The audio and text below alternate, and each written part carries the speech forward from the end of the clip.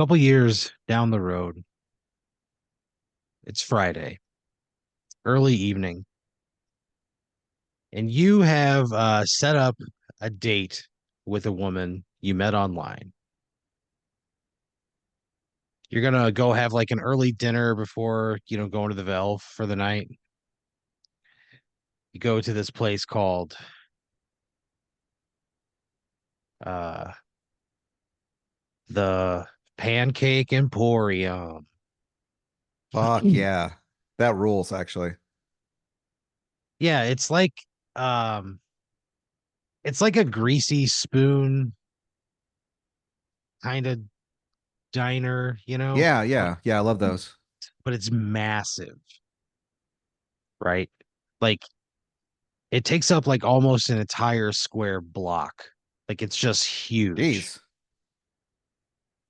And Wow. there's like people running around there with like little carts. Like there's vendors walking around selling things, shoes, VHS tapes, stuff like that. Wait, inside the diner? Yeah, that's the Emporium part of it. What? Yeah, it's just like a giant space that these people are like, we're gonna have the biggest pancake restaurant in the United States.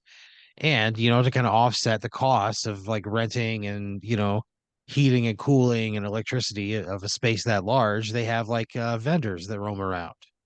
Okay. So you'll be in the middle of eating your fucking short stack, butter, maple syrup. There's a little shaker of powdered sugar at your table, just in case. That's what it says on it. They have etched into every single one of the bottles. It says just in case. Dot Oh, dot dot. okay. Yeah. Man, they know their customers well. Yeah. So you'll be sitting there like taking a bite out of your fucking short stack, and some guy will come like walking by with like a cart full of incense and be like, "Hey, you need any incense?" And you have to be like, "No, thanks." And they go, "Okay," and they'll just keep walking. You know, Is somebody will come anyone by. particularly aggressive? No, not really. They don't allow it. Okay. That's like one of the rules of working at the Pancake Emporium is that like you could sell pretty much anything you want, but you cannot be aggressive. Like people are here for the pancakes first, Emporium second. So yeah, some vendors look down on those who work at the PE. They think that it's like kind of taking away like some of the edge that really is what makes them feel alive. The ability to haggle, the ability to get aggressive, to turn the heat up on somebody, the ability to look somebody in the face and say, "Look, buddy, we both know that you need this coffee table book about America's greatest canyons. It's Yeah. $30, and you just can't do that at the Pancake Emporium." Hmm. So yeah, you're meeting this woman at the Pancake Emporium. Her name is uh Darlene. Darlene. Darlene. Darlene, what? Darlene uh Clark. Darlene Clark. Cool. So you're kind of like hanging out. Uh it is 6:30. You're there a little bit early actually. You're sitting on a bench, and in walks a familiar face and Darlene Clark. She's probably 5'5". She has shoulder length brown hair with bangs. Perfect. She is more beautiful than her pictures would have led you to believe. You guys embrace, You hug, you say, "Hey, nice to meet you. Nice to meet you." You do all this stuff, right? You get seated, you get a cup of coffee, so does she. You get a short stack with two eggs and your choice of sausage or bacon. Bacon. How do you take your eggs, sir? Um, I'll take them over medium, please. It was great. I'll get that right away. She gets an order of eggs Benedict. A solid choice. I say Solid that. choice. Yeah. She was like, "Yeah, I'm not normally a Benedict head, but the thought of having some holidays right now is really exciting." So you guys have like this, Excited. yeah, Okay. you guys This is off have to a this great start. and it continues, you know. Yeah. You guys have a great meal. Um it gets paid for by a guy sitting alone at the bar. What do you what? He's got long silver hair put back in a ponytail. You kind of like your server comes over and he's like, "Okay, guys, well your bill has been paid. I've been tipped. No need to leave anything else." And he kind of like motions, and this man at the bar just kind of like salutes you, you know. What? And and your waiter goes, "This is a first date, right?" And you're both like, "Yeah, how'd you know?" And he's like, "I didn't. He did." Okay. This guy has been paying for the bills on first dates for the last 25 years. What? Yeah, it's like a thing he does. If he's out somewhere having a meal and there's like a very obvious first date, he pays for it. He's known for this. Oh, he's known for this. Wow. Yeah. At least like within the restaurant community. They call him Bill Connolly, the first date king.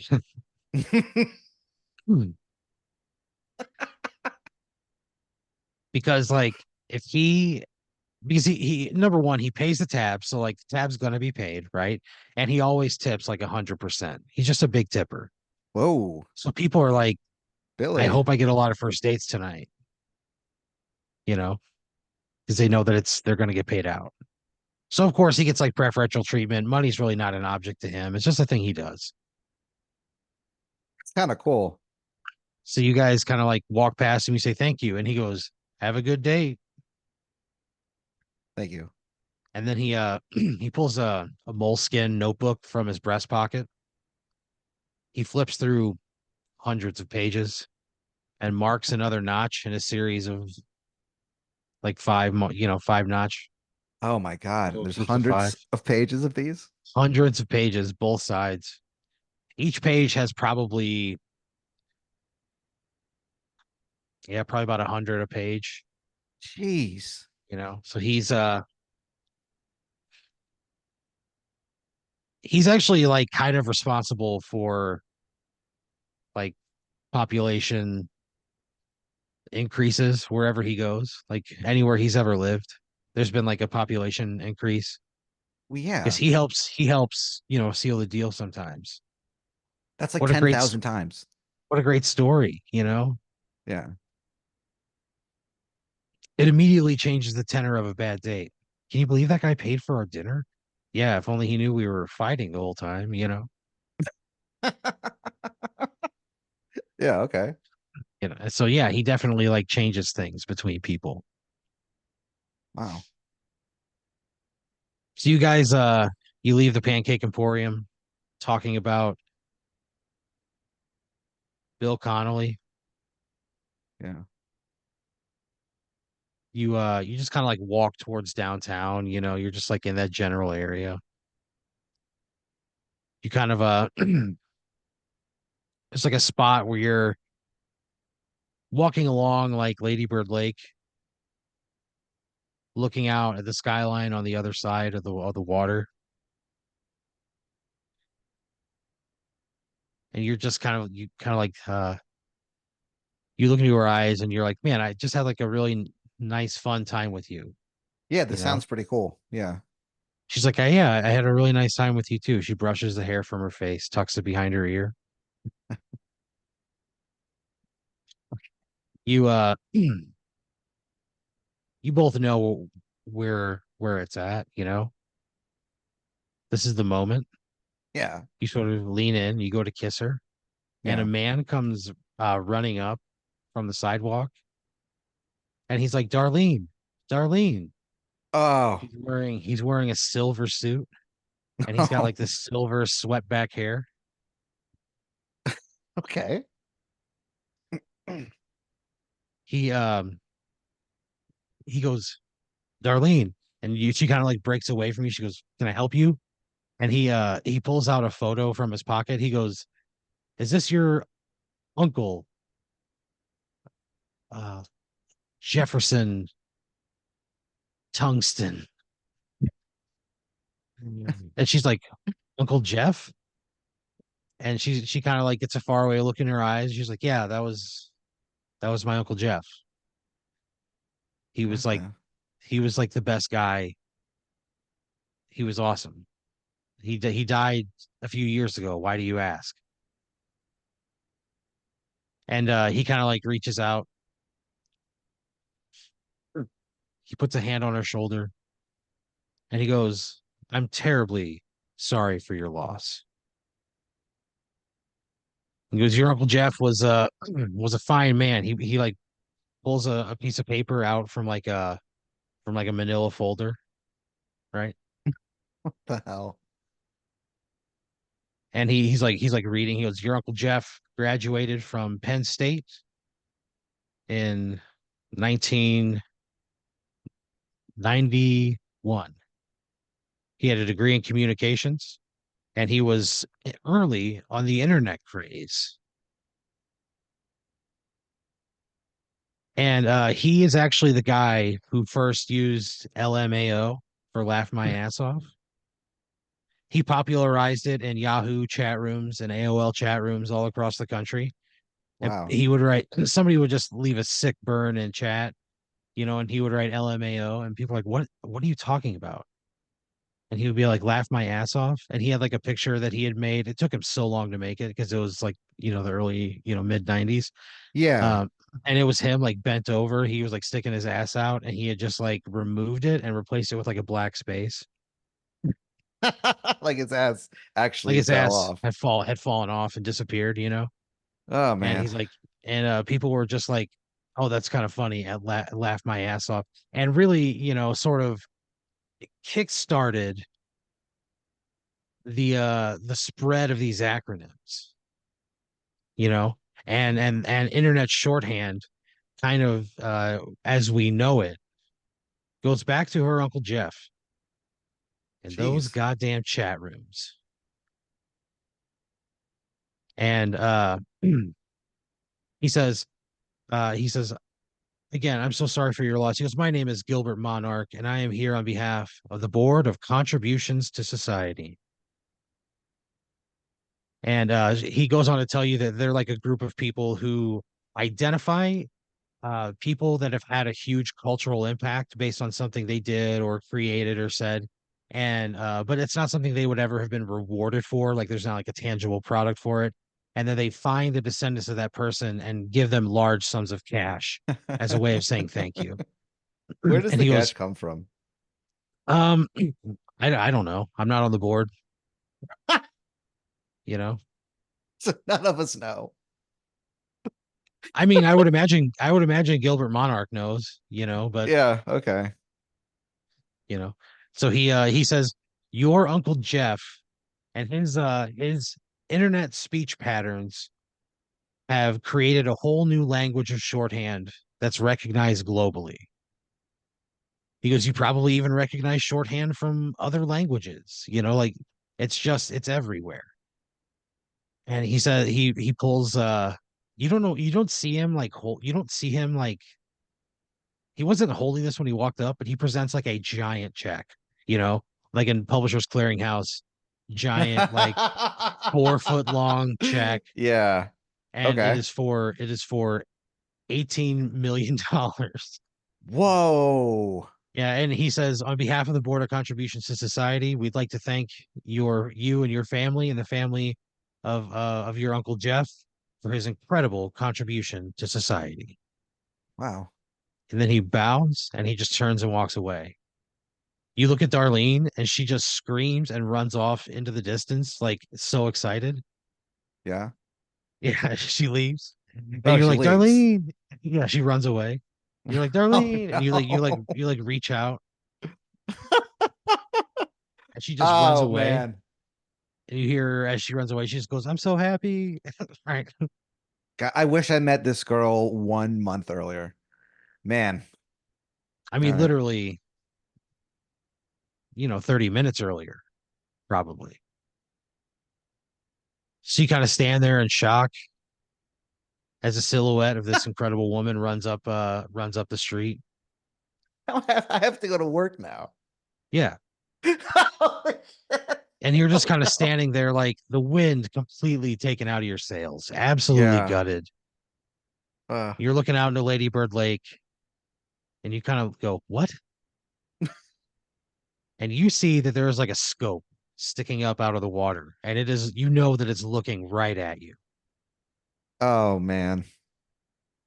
You go, what the fuck? You like pull your phone out, you like open your camera and you zoom in real far. And yeah, it's definitely like a scope. It looks at you and then you see it almost kind of like blink and then it goes underwater. That's man. This is so frustrating. What a So you go terrible back to your day. car, right? You're like, what the fuck was that all about?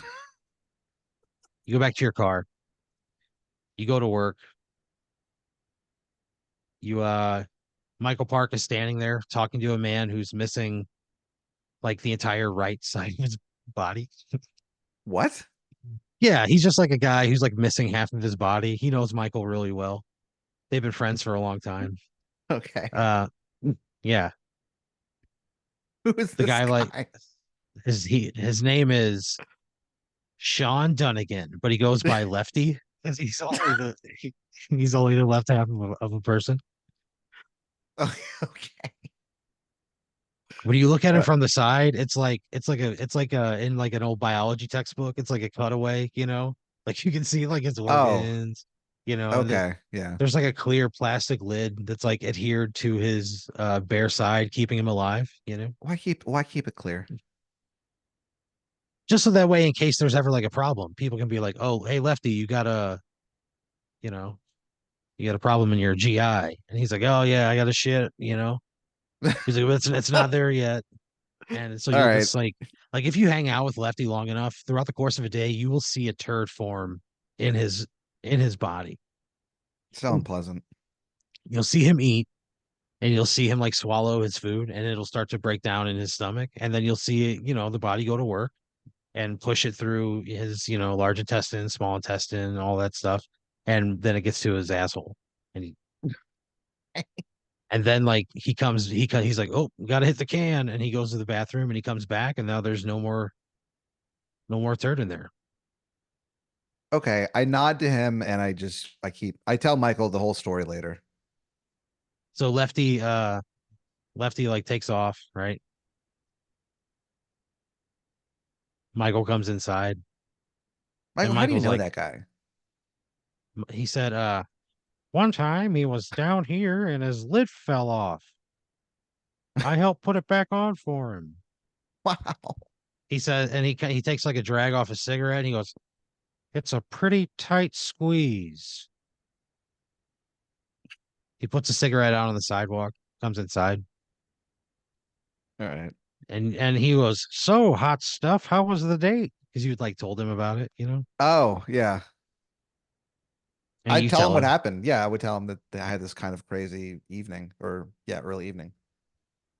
So you tell him about the date. And you're like, yeah, it went really well. Like she was really cool, and I was about to kiss her, and then some guy came up and awarded her like $18 million. Yeah. And he goes, somebody got a visit from the board, huh? Yeah. Yes, they did. He pats you on the arm and he goes, sometimes you're the windshield, Sometimes you're the fly. He goes back. He starts, he grabs some beer. He's bringing up the beer, put it in the cooler. And Uh-huh. you're like, oh yeah. And then I was like standing there and I look out into the lake and there was like a scope, and you're like, from it looked like from a submarine. And you kind of laugh and you go, I don't know what the fuck is going on. You say that and Michael's hand stops. He goes, a scope?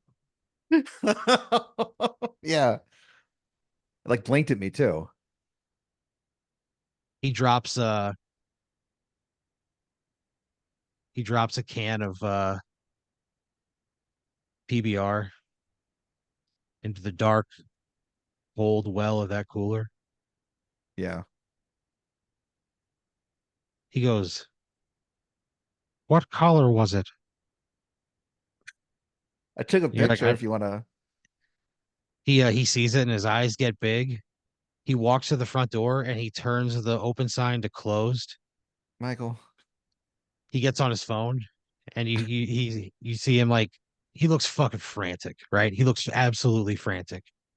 He Oh gets on the no. phone and he like, even though you're the only two that are in there, he like plugs his ear with his finger and he's like talking in the other ear and he goes, Baron, it's time. Michael called his cousin Baron, who had recently come into like some wetsuits and some like underwater gear. This guy. And Yeah. again, Michael like gets ready to storm out. He goes, Pat, you gotta come with me. I gotta see where that scope came from. Michael, you have to tell no, before we leave, you have to tell me what's going on. He We have goes, to there's no open. time. Who's playing this weekend? It is so it was this comedian. His name was Uncle Fuck. And he was just like he's like he goes his name's Uncle Fuck. You're No. dirty old uncle. That was like his Uncle bit. fucking pretty old uncle. So he would be like a fucking filthy, very blue. He told a bunch of like dirty street jokes. And Man, dude, he crushes so hard. Uncle Fuck. He's on I a, like bet. a he's on a nationwide tour. And you get a as you're like standing there, you get a text message from Uncle Fuck, and it says, "Hey brother, sorry to do this, but I zipped up my pecker and there's blood everywhere. Can't do the Ah, shows." And then it says UF. And then it says underneath that in parentheses, Uncle Fuck. And you're like, okay, sorry. Hope you get well. And then like a oh minute later, man. you get another buzz on your phone and it's just a picture of like his, and then it says, whoops, meant to send that to my doctor. Oh UF. man. And then in parentheses underneath Okay. it, it says Uncle Fuck. This is such an awful day. So Yeah, there's no you think that? show. There's Yeah. no the date went horrible. No, the day And went now the day went it fucking ended great, man. horrible. Well, it ended Yeah, it horrible. certainly I ended mean, yeah. horribly. Yeah. And now this shit. God damn it, Uncle Fuck. All right. I guess I send out an email to everybody saying, "Hey, I'm really sorry," but I don't tell them why, but I say I'm Well, really you sorry you're for the drafting the email and there's a text that comes through from Uncle Fuck and it says, "Feel free to tell everybody it's because I zipped up my pecker in my zipper. They'll think Okay. it's funny." UF Uncle Okay. Fuck. So you add that, you Yeah. start a new draft, right? You add that to the message, you send it out, you issue refunds, you do all your shit, whatever. God damn it. Michael is like kind of like dancing on his toes. He's like, "Yeah, we gotta go. Okay. Baron's meeting us down by Lady Bird Lake." So you close everything up. Michael goes, "You drive." He gets in your car, you guys drive, right? You take a he pulls out like a big like a it's like a size of like a cell phone from like 1996, and there's like a single blinking red light on it, and there's like a long thick antenna. He pulls it out. And you pull into like a parking lot where his cousin Baron is like really in a very cool way, like leaned up against his car. The trunk is open. He's got like one foot against the quarter panel, his other foot digging his heel into that Texas dirt. You pull up, turn off the car. Michael gets out. Baron reaches out. He shakes your hand. He goes, "Good to see you, Pat." Good to see you, You man. go, "Baron," you know. Michael walks over to the car. He strips down, totally nude. He starts putting on a wetsuit. He goes, "Pat, where did you see the scope?" And I guess I you're take him kind of to where, close. yeah, Yeah, you're like right there. You take him over, you point it out. Michael said he like flips down a pair of goggles. He turns them on. You see like a soft green glow come from the lenses. yeah. He goes, "Baron, I'm going in." He looks at you. He says, "Pat, your help is appreciated." And he dives in. I think I take a photo of him. Something tells me to take a photo of him right before he jumps in. You take a You know? photo of him right before he Yeah, jumps in. really quickly. He poses for it. Doing what? He has his beret on and he like doffs his beret and then he Cool. jumps into the murky black of Lady Bird Lake. Baron walks over to his car. He puts on his wetsuit. He was like, "Pat, will you help us?" Yeah. He goes, "There's an extra wetsuit in the trunk." I think before I put it on, I text my brother and I tell him what's going on. Yeah, you text your brother. Or Yeah, send him he like a doesn't. voice note or something. Yeah. Yeah, you send it to him. He doesn't answer right away. You know, he's living life. But you send that fucking voice message. You're like, "Hey, I'm helping Michael, and we're jumping into Ladybird Lake. I have a wetsuit. I have a respirator. I don't know what the fuck is going on." You go, "But I love you." You send it. Also, Uncle Fuck had to had to cancel. Yeah, he go, and then yeah, you send another one. You're like, "Hey, I know how much you were looking forward to Uncle Fuck, but he zipped his pecker up in his zipper, and there's blood everywhere, so he had to cancel." And you send him the picture of Uncle Fuck's bloody penis. Why? You put your phone in your car. You flip down the goggles. You turn on this night vision, and you see the blackness of Lady Bird Lake illuminate before you. You jump in head first. You feel the cold against your skin. You can see bubbles up ahead. You follow the bubbles. Yeah. There's like a radio earpiece. You hear Michael over the earpiece say, "It's like, glad you're joining us, Pat. Didn't know if you had the stones to come down here or not." He just kind of laughs. Yeah, I guess I just laugh too. I don't really have a comeback, I guess. So you see like a beam of light shoot out from like the murky water, like several, feet ahead, and it points to like a door. Looks like a big metal door with like one of those things that just kind of spins, one of the handles that just like spins open. You see the light sort of slowly start to encroach on the door. You follow the beam. You get to the door. Michael and Baron are standing there. They open it up and they go inside. You follow them in. It's like a chamber filled with water. Jeez. They close the door and there's like a panel on the wall. Michael pulls it open. He hits something and all of the water drains from the chamber. There's another door along the opposite wall and he goes, "Let's go say hello." So you open into like this corrugated steel warehouse looking thing. All Your right. steps clang with every single footfall. You have to like change out of your wetsuit, but Michael didn't bring a change of clothes, so he's just totally nude. So you guys like follow Michael upstairs, right? Clang, clang, clang, clang. There's a bunch of like red lights that light up along the wall. Looks like a place you're definitely not supposed to be, you know? Yeah, I think I did. Yeah. Yeah. You kind of like reach the second floor of this building. It's like a long, again, metal hallway, glass windows. You can like look in to see there's people like working at big electronic boards on or looking at monitors or whatever. Michael turns, he shushes, and then he like crouches. You see like every inch of his body, at the top of the stairs. Whatever.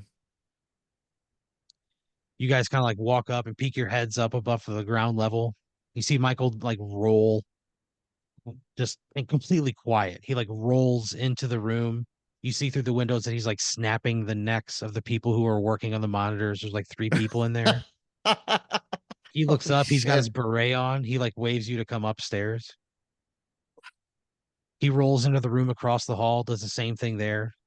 Two more rooms down the hall. He probably kills like 15 people. I wouldn't have come if I knew this is what we were doing. Absolutely not. I'm so Yeah, pissed. Baron goes, yeah, I don't know. Michael is really on one. And he just kind of like walks behind him. He's like not really affected. Okay. There's like a a dimly lit blue door at the end of this long metal hallway. It's like a bright blue. You see the light above it come on, and you see the hue of the door, and it makes you think of this time when you were a little kid. You were playing on like a little league baseball team. When you were just a Yeah. child, like 5 or 6 or whatever, and you didn't really give a shit about baseball. You just it's just a thing your parents were having you do. You played left field. You were just kind of sitting down out there grabbing at grass, laying on your back, looking up at the sky. Yeah. And there was one time where somebody hit a ball and you were laying on your back, and that ball flew through the air, and everybody was like, Pat, get up, Pat, get up. And you didn't. You just laid there looking at the clear blue sky above you. And that ball landed right exactly in your glove. Holy shit. And everybody lost their mind. And the color of that door is the exact same blue of the sky you were looking up at when you heard the pop of that ball into the glove. Ah, man. Michael. Michael, he kind of like crouches by the door. You and Barrett are standing in the hallway. Michael reaches over, he opens up the door, and as soon as he opens it up, the guys on the other side just fire into you and Barrett right on the What? hallway, and they both like shoot you guys like immediately. You guys were No. just standing in the middle of the hallway, and Michael swung the door open and like left you guys exposed, and you and Barrett both fall and just get Oh, no. shot to bits. As soon as like they were done shooting you, the two guys who murdered you and Baron walked through the door, and Michael cracked both of their heads together, and their brains like leaked out, right, and they both died. Ah, He ended up like slowly maneuvering his way up to the bridge of this thing, and it turns out it was like a CIA like black ops site right in the middle of Lady Bird Lake, and Michael took it down from the inside.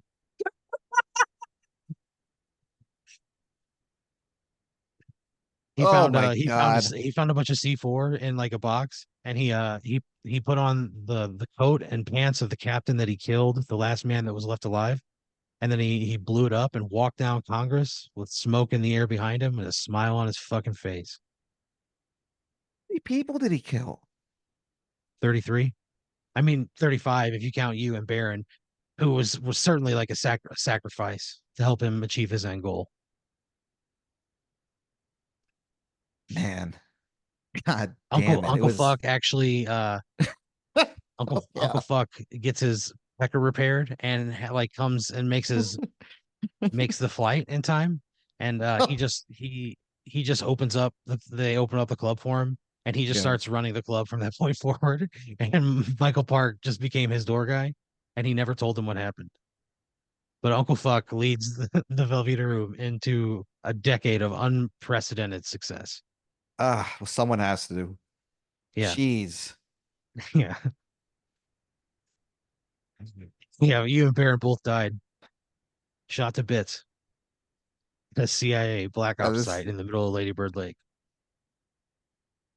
Oh, Michael, you really fucked me, Michael. Again. Why does this keep happening?